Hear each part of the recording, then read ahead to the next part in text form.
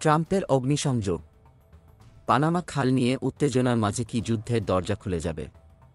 বিশ্বকে চমকে দেয়া হুমকি দিয়েছেন যুক্তরাষ্ট্রের প্রেসিডেন্ট ডোনাল্ড ট্রাম্প। তিনি দাবি করেছেন, যদি পানামা খালের নিয়ন্ত্রণ তাদের হাতে না আসে, তবে খুব শক্তিশালী কিছু একটা ঘটবে এবং পরিস্থিতি গড়ে উঠবে ভয়াবহ। ট্রাম্পের এই বক্তব্যের পর পৃথিবী এখন থমকে দাঁড়িয়ে। তিনি বলেন, চীন পানামা খাল চালাচ্ছে, কিন্তু এটি আমরা চীনকে দিইনি। এটি পানামাকে দেওয়া ছিল, যা ছিল এক ভয়াবহ ভুল সিদ্ধান্ত। আমরা এই খালটি আমাদের নিয়ন্ত্রণে ফিরিয়ে আনবই, অন্যথায় খারাপ কিছু ঘটবে।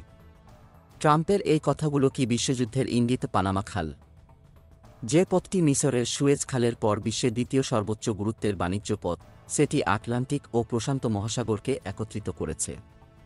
এই খাল না থাকলে যুক্তরাষ্ট্রের জাহাজগুলোকে প্রায় 15,000 কিলোমিটার অতিরিক্ত পথ পাড়ি দিতে হতো। শুধু তাই নয়, খালটি যুক্তরাষ্ট্রের দ্বারা খনন করা হয়েছিল 1914 সালে। তবে পরে পানামার কাছে হস্তান্তর করা হয়েছিল। কিন্তু ট্রাম্পের দাবি, যে শর্তের ভিত্তিতে খালটি হস্তান্তরিত হয়েছিল, সেগুলি যদি পূর্ণ না হয়, তাহলে খালের নিয়ন্ত্রণ ফের যুক্তরাষ্ট্রের হাতে ফিরিয়ে আসবে। গত 23 ডিসেম্বর ট্রাম্পের বক্তব্য আরও চমকে দিয়েছে সবাইকে।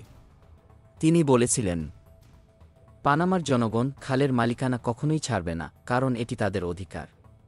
এরপর ট্রাম্প একটি ছবি পোস্ট করেন, যেখানে খালের উপর যুক্তরাষ্ট্রের পতাকা ছিল, এবং লেখেন, যুক্তরাষ্ট্রের খালের সবাইকে স্বাগতম।